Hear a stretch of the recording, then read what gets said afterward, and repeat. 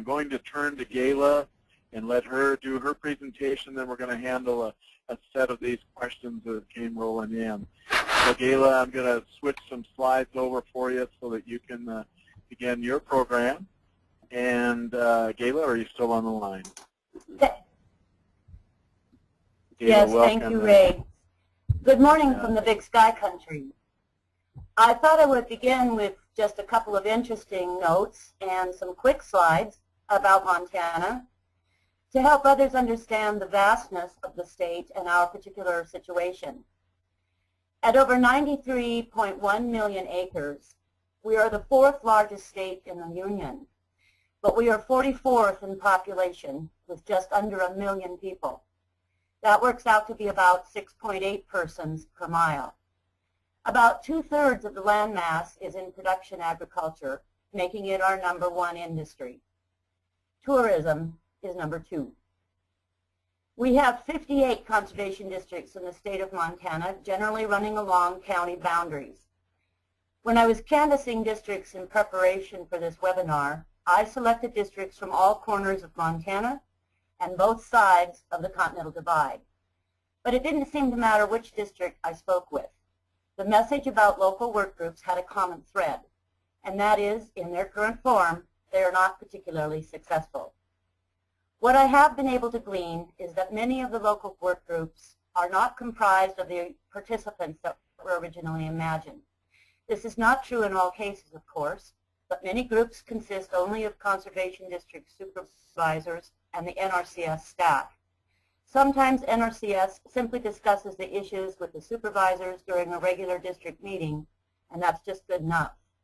Several districts told me in years past they sent out many letters of invitation to landowners, agencies, county officials, and others, but either people did not understand the opportunity and purpose, or they were uninterested because attendance was very poor. Many districts just go with what they did in previous years. One CD supervisor I spoke to said that they have not convened their local work group in a couple of years because there really didn't seem to be a need.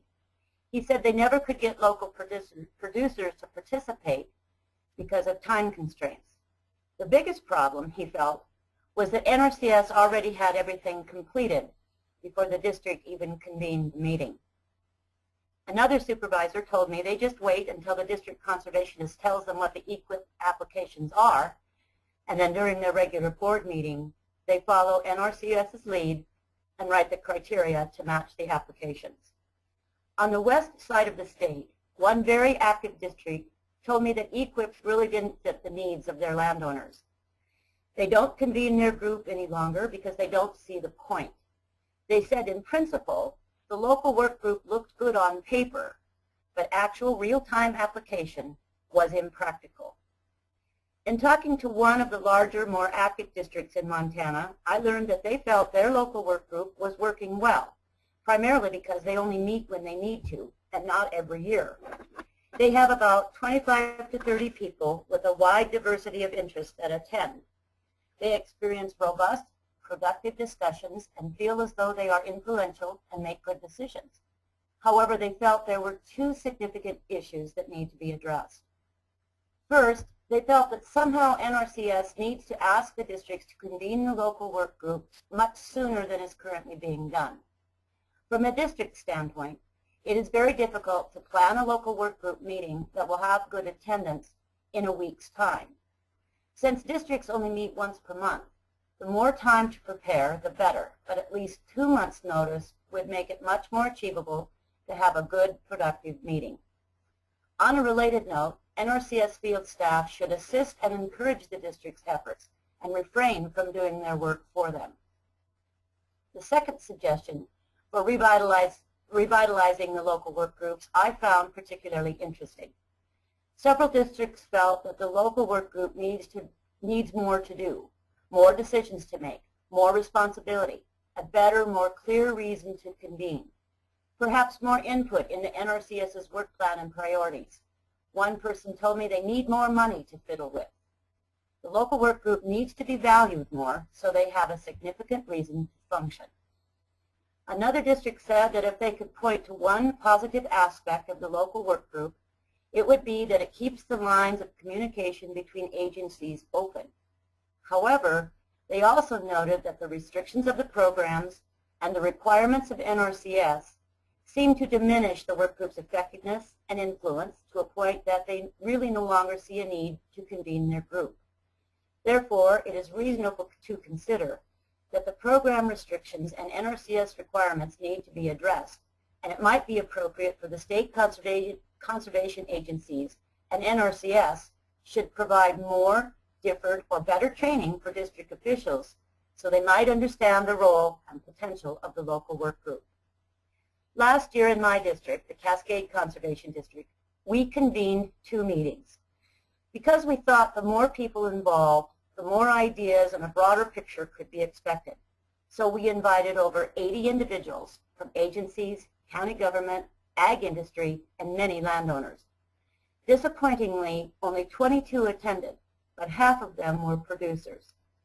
The first meeting focused on just understanding the roles and responsibilities of the work group, the parameters of the program, identifying the needs of the landowners, and comparing the programs and funding available to the objectives set out in our long-range plan.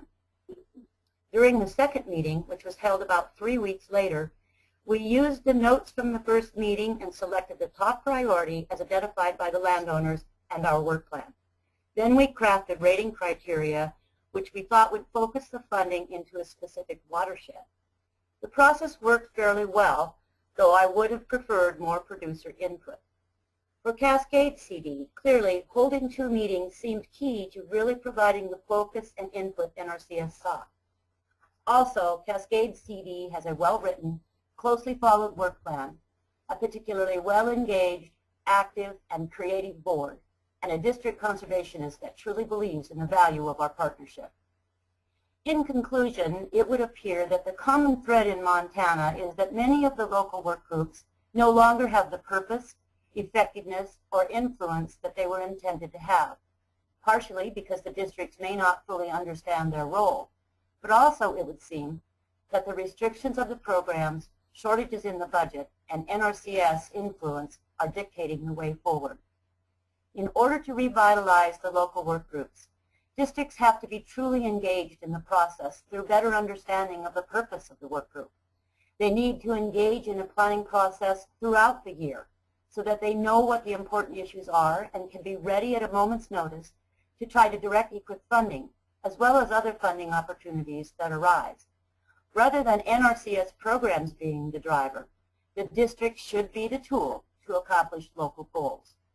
Better, more effective communication on the part of the NRCS, better preparedness, better timing, and a stronger partnership will facilitate much more effective, functional, and vital local work groups. And I guess right now we go to questions for this round. Sure are. Yes, thanks so much, Gayla, and a great perspective from Montana.